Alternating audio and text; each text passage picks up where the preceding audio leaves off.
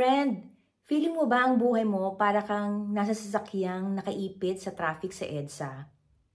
O kaya din naman gamit mo ang computer or phone mo, tapos naglo-load ka ng page, ikot lang ng ikot dahil wala ng wifi o wala ng data at hindi na makapag-load yung page na gusto mo. Kung ganitong feeling mo sa buhay mo, stuck ka nga, para sa iyo ang video na ito. Hi, this is Jane again. Today, pag-uusapan natin ngayon ang 7 tips na pwede mong gawin para makausad ka na at maalis ka na dyan sa kanilalagyan mong feeling mo stuck na stuck ka. So, bago tayo magsimula, gusto ko munang i-remind sa inyo na ang bawat isa sa atin ay nilalang o nalikha na may kanya-kanyang purpose.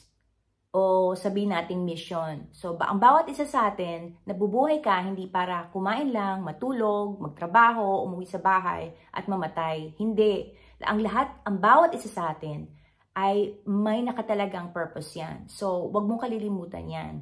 Na minsan, nawawala sa isipan natin kung bakit ba tayo nandito. Kung bakit ba ako nagtatrabaho, pagod na ako, uuwi, gigising, ganun lang ba ang buhay? Hindi. Ang buhay natin, hindi lang umiikot dyan sa mga concerns natin, mga problema natin sa buhay. We have a purpose in life. So, huwag mong kalilimutan yan. At kung may times na nawawala ka, kumbaga hindi mo makita wala kang navigational tool or gadget, huwag mong kalilimutan, each and every one of us, inside us, meron tayong divine guidance. At pwede nating i-access yung emergency button na yan through prayer para ma-access mo ang power of navigational guidance sa buhay ng bawat isa sa atin. Okay? So, just a reminder. So now, umpisa na tayo sa 7 tips. Number 1, magkaroon ka ng time na mag-isip-isip or mag-reflect kung ano talaga ang nagpapa-discontent sa'yo. Ano ba yung nagbabother sa'yo? Ano yung uncomfortable ka? Ano yung gusto mong mabago? Bakit you feel some discontentment sa puso mo at sa isipan? Pag-isipan mo yun. Maaring ungrateful ka lang or complain ka lang ng complain pero hindi mo talaga na-appreciate yung privileges na nasa iyo na or mga blessings na nasa iyo na. Minsan hindi ko sinasabing palagi. Minsan kasi, hindi lang natin na-appreciate yung mga blessings natin. Hindi lang natin na-appreciate yung mga magagandang bagay na tinatamasa natin. Kaya tayo, we feel discontent. We feel, hindi tayo makontent kahit anong, blessing o magandang bagay na nangyayari sa atin. But, there are times, we cannot deny, there are times na meron tayong pagnanasa na ma-improve or mabago yung isang sitwasyon kung nasaan tayo, di ba? Napaka-real niyan, especially kung, kasi tayo, we are a creature of growth, di ba? Lumalago tayo. So, kung sa tingin mo, kahit na grateful ka, kahit na may sense of contentment ka, minsan talagang hindi maalis sa isipan mo na gusto mo namang, mag-move on or mag-move up or mag-upgrade, di ba? It's our natural inclination kasi talagang dapat nag-evolve tayo. Lahat ng human dapat talaga nag-evolve, nagde-develop tayo, from bata to matanda, nagmamature tayo. So, it's a natural course in our nature na mag-evolve tayo. So, baka yun yung self mo na nagna-nudge na sa'yo na it's time to move on. It's time to, baka iba na yung level of energy mo, hindi na angkop dun sa energy nung nasa paligid mo. So, there's something inner in you that is wanting to move up. Yung energy yan yung energy, yung aura yan So, maaaring ganyan ka. So, pag-isipan mo yan. kailangan ma-distinguish mo kung ano yung baka naman ungratefulness o kung siguraduhin mong hindi ungratefulness yon or complain ka ng complain, siguraduhin mong hindi yon. Kasi most of the time, na i-ignore natin yon, di ba? Yung mga blessings natin. Pero there are also, we cannot deny that there are also times na we need to evolve. We need to move on. We need to upgrade. We need to move up. Kasi yung ating maturity or yung ating energy ay tumataas na. Kailangan lang ma-challenge ng iba pang mga more challenging na bagay. Halimbawa, sa trabaho, parang routinary na lang yung trabaho, wala ka ng challenge dun sa trabaho, parang yun na lang, nakakasawa na, gusto mo naman yung more challenging. O kaya sa mga projects mo, o kaya sa mga nangyayari, o kaya sa mga friends mo, yung mga friends mo, hindi na sila nag-grow, ganun na lang ng ganun. Tapos, pero ikaw, feeling mo, parang gusto mo naman mag-level up, gusto mo naman may matutunan, gusto mo naman sometimes iba na yung energy mo dun sa mga kasama mo sa buhay. In that case, you need to move up. You need to move on. Huwag mong hayaan na sarili mo na ma-stuck na lang doon sa position na yon. Kasi kung nag-grow ka, dapat mag-move ka. Kung may maiiwan ng iba, kung may mga maiiwan na mga hindi na ka-level mo or the same frequency, wag mo dapat gawing dahilan yon para hindi ka umusad. There's a time to leave, there's a time to, sabi nga sa Ecclesiastes, di ba? There's a time to welcome and there's a time to say farewell, di ba? Or talagang gano'n ang buhay. There's always a time for everything. So napaka-importante talaga na makapag-reflect tayo, mapag-isipan natin talaga kung ano talaga ang nasa isipan natin, nasa puso natin, kung anong talaga ang gusto natin. At saka pinakamaganda niyan, kumuha kayo ng paper and pencil or pen, isulat nyo, i-journal nyo yung mga thoughts nyo. Isulat nyo kung ano yung mga sagot nyo dun sa mga katanungan nyo o kaya maganda kasi there's a study na napaka-effective ng pagsusulat at dahil nakakatulong ito sa cognitive processing natin, sa creativity, mas na-analyze natin habang nagsusulat tayo siguro. Ang utak natin, may connection yung utak natin tsaka yung kamay natin. So there's a study talaga na napaka-laki ng tulong pag nagsusulat tayo. So isulat mo lahat yung mga reflection mo na ma-realize mo. At makakatulong sa'yo yon para ma-focus talaga kung ano talaga yung source of discontentment mo. Maaring sa pagsusulat mo, ma-realize mo na that you need to establish communication, perhaps sa mga kasama mo sa trabaho, sa bahay, na ma-realize mo na kailangan palang magkaroon kayo ng time to express kung ano yung mga nasa isip nyo, mapag-usapan nyo, para ma-sort out ba kung bakit ganun. Kasi maraming nasisolve sa communication eh. So, hindi, lalo na sa mga kasama natin sa bahay, sa mga family members natin, maaring complain lang tayo ng complain pero wala naman tayong ginagawa.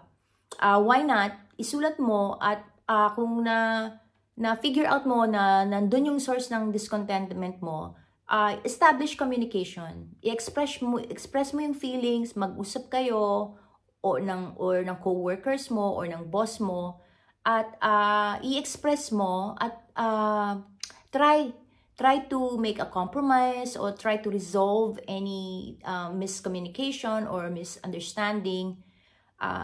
Be brave to face your discontentment. Be brave to put a solution to your discontentment. Hindi lang kasi kung stuck ka, hindi naman ang solusyon lang umalis ka na or alisan mo yung sitwasyon. No. Ibig sabihin, you can unstuck or unentangle, or how do you say it? Unentangle your, kumbaga, kung ano yung nagtatrap sa'yo, pwede mong alisin yon through pag-uusap, through resolving it, through communication. You have to try communication first, especially for sa mag-asawa, sa marriage, di ba? You need to resolve it first. You need to work on it first. You need to, don't let any, stones be left unturned. Kailangan subukan nyo lahat, di ba? Kailangan take action. Take action dun sa discontentment mo. Wag ka lang, ang mahirap kasi yung iba, yung discontentment, parang paralyzed na sila, hindi na sila gumagalaw, di ba? But through your, kaya nga dapat i-reflect mo ano yung dapat mong pwedeng gawin. Isipin mo kung ano yung pwedeng gawin at gawin mo, di ba? Number 2, subukan mo namang baguhin yung place mo or yung bagay na ginagawa mo. Subukan mo namang magkaroon ng changes. Halimbawa, subukan mo naman kung lagi kang nasa bahay, kung lagi kang, every single day, pare-pareho yung ginagawa mo, nagluluto ka, naglilinis ka, or inaalagaan mo lahat ng family mo. Subukan mo naman paminsan-minsan lumabas. Pumunta sa park. Pumunta sa mga relaxing place. At doon ka mag-unwind. Kasi minsan parang, parang lang tayo yung, nandun lang tayo sa loop, unending loop, na hindi natin, put a stop dun sa loop. Put a stop and then take yourself away from that. Pumunta ka dun sa bagong environment para ma-feel mo, yung magising ka, magising yung mga senses mo, or mabuhay yung passion mo. So it's so important for you to take yourself out of the rut na tinatawag, yung feeling mo, talagang stuck ka doon. Take yourself out of there. Lagay mo sarili mo sa ibang environment. At doon mo makikita at mabubuhayan ka ng senses. For example, ako, ang ginagawa ko, I go out, kasi malapit lang, meron kaming beach dito. I go out to the beach. I go out and reflect on my life. Or, just relax and enjoy the energy that the waves of the beach are exuding, are throwing to me. Nag-enjoy ako doon. At feeling ko parang after I spend time there, feeling ko parang nare-restore yung energy ko, nare-refresh ako, na kumbaga nare-reset ako. Kaya pagbalik ko sa bahay, parang meron akong renewed energy. I have renewed kumbaga courage to face another set of challenges dito sa bahay. Or I go out with my friends. I go out with them. When I'm with my friends, we just laugh. We just, throw jokes at each other. And then we just kind of like encourage each other. So it's so positive. Kaya inaalis ko yung sarili ko sa sitwasyon na kung saan na feeling ko talagang, ayoko na. It's too much. I get out. I leave and I give myself a break. So, baka ikaw rin, baka ganyan din ang kailangan mo para mabuhayan ka. Magkaroon ka ng, kumbaga, ma-spark at you go back to your senses na, okay na ako. I was able to, even for a short period of time, I was able to look my life into another perspective. Hindi yung yun na lang. Pero kasi pag inalis natin yung sarili natin dun sa sitwasyon, nakikita natin yung sarili natin into another angle.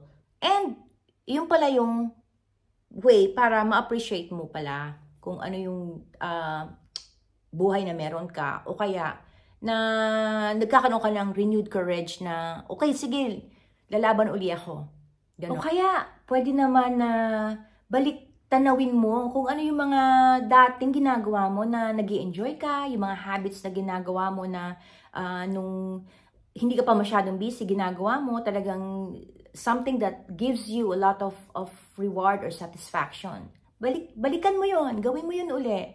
Gawin mo yung mga bagay na nagbibigay sa'yo ng spark. Baka dati nagpipaint ka, or dati nagdodraw ka, or dati mahilig kang gumawa ng mga crafts and nag-create ka ng mga magagandang bagay, o kaya dati nag-gardening ka. Balikan mo yun. Huwag mong kalimutan yun. Ibalik mo yun sa buhay mo. Kasi yun yung mga, lalo na especially yung mga bata pa tayo, di ba? We're so limitless. Ang dami nating gustong gawin na feeling natin we can do it. And pag nagawa natin, ang saya-saya natin. Nakakapagpasaya talaga sa atin, di ba? So, pag medyo nag-iedad na tayo, nakakalimutan natin yung ganyong feeling, nakakalimutan natin yung ganyong excitement na, uy, bago to, it's so exciting, I look forward to this. Minsan wala na tayong gano'n, nawawalan tayo ng parang youthful, yung mga, kumbaga, mga childlike faith or childlike outlook, ganyan. Nawawala sa atin yun. So, masyado na kasi tayong seryoso. Why not, balik tayo dun sa, yung tayong mga bata pa, alam mo yun, yung mga ginagawa natin na nagbibigay ng, yung out of our passion, siguro naman nandun pa rin yung passion na yun sa'yo. Gawin mo uli yun. Why not, diba? It will renew you. It will give you, it will revive your youthfulness. It will freshen and maybe restore the wirings in your brain. Mas makakatulong pa yun sa utak mo kung babalikan mo siya ng pansin, or gagawin mo yung mga hobbies na yon, or yung mga old friends, o kaya yung mga tignan mo, subukan mo. Basta for some time, bigyan mo yung sarili mo ng break at ilagay mo yung sarili mo sa ibang sitwasyon, sa ibang lokasyon, o kaya ibang environment, o kaya ibang mga set of people. Yan. So, subukan mo at tignan mo kung hindi yan magiging effective sa'yo. Number 3, iwasan ang overthinking. Yes, mga kapatid. Iwasan ng overthinking. Isip ka ng isip na paulit-ulit na lang. Kaya nga maganda, di ba? Sinusulat. Ay, naisip ko na yan. Kung sinulat mo, eto nga pala yung sinabi ko dyan sa... Kasi ganun ako, minsan, ano ba yan, paulit-ulit? Di ba? Kumbaga, kinausap ko na yung sarili ko niyan na ganitong gagawin ko. Kaso, nalilimutan ko. Kaya, minsan, I find myself na iisipin ko na naman yung bagay na yon na, ay, I forgot, I already put a solution to that. So, talaga dapat talaga isinusulat. So, balik tayo sa number 3, huwag kang masyadong isip ng isip. Ano ba yung gusto mo talagang gawin? Tama na yung pag-iisip. Siguro naman, nakapag-isip ka na ilista mo na lahat ng mga gusto mong gawin or mga kailangan mong magkaroon, ma-prepare bago gawin ang isang bagay na gusto mong gawin. Halimbawa, gusto mong mag-YouTube channel, di ba? Mag-create ng YouTube channel. Isip ka na lang ng isip, yes, one day I will start. Yes, one day I will write my script. Yes, one day I will buy my camera, my very nice camera. Yes, one day I will, pero wala ka namang ginagawa, di ba? So, ang dapat mong gawin, pag-isipan mo. Pero sa bawat pag-iisip, lagyan mo ng action. Mag-iisip ka, lagyan mo ng action. Mag-iisip ka, lagyan mo ng action. Talagang kahit ano yung camera mo, kahit yung phone mo, mag-video ka na, di ba? At mag-post ka na. Ganon din naman, kung halimbawa, gusto mo magtayo ng isang negosyo, ganitong gagawin ko, talagang ganon, research ng research, ang dami mo na, handa na lahat, isip ka lang ng isip, what if, ganon, kung paano yung, kung yung economy ay bumagsak, o paano yung kung tumaas o bumaba ang peso, or paano yung kung tumaas yung presyo ng ganitong bilihin. So, puro ganun ka na lang, puro isip ka na lang ng isip, hindi mo na isinasagawa yung mga plano mo. Kaya ka pala stuck, 'di ba? So, take action. Take action. Sabi nga nila, may tawag diyan analysis paralysis. Kumbaga, ka-analyze mo, napaparalyze ka. So, stop analyzing para yung paralysis mo ay maalis na, 'di ba? Kaya ka stuck, kaya ka paralyzed kasi analyze ka lang ng analyze. You don't take action. So, the solution is take an action, 'di ba? Take an action. And most of the time, dahil ang dami mo ng plano, take a massive action. Lakihan mo yung action. Kung hindi mo naman kayang malaki, o sige, maliit. Kesa naman sa wala, di ba? Mabuti na yung maliliit na action na may progress at may direksyon, kesa naman sa wala talaga, na paralyze ka. So, what should you do? Take action. Huwag ka masyadong too much thinking. Too much thinking, wala ka nang naumpisahan, wala kang mapupuntahan. Kaya stop overthinking, take action, and start your project, start your reaching your goal, even in small steps, in small accomplishments. So far, napag-usapan natin ang 3 paraan na pwede mong gawin kung feeling mo stuck ka sa buhay mo. So, comment down below if you feel like you resonate or if you feel na nakaka-relate kayo sa mga napag-usapan nating mga sitwasyon dun sa 3 yon. At for the next video, sasabihin ko naman sa inyo ang 4 pa na paraan para mabago ang buhay mo kung feeling mo stuck ka. So, follow me on my next video, part 2. So, see you there. So, if you found value in any of my videos, please don't forget to click like, subscribe, and share to anyone you know na makakatulong to mga advice ko. So, bye for now. This is Mommy Jane saying to you, the best is yet to come.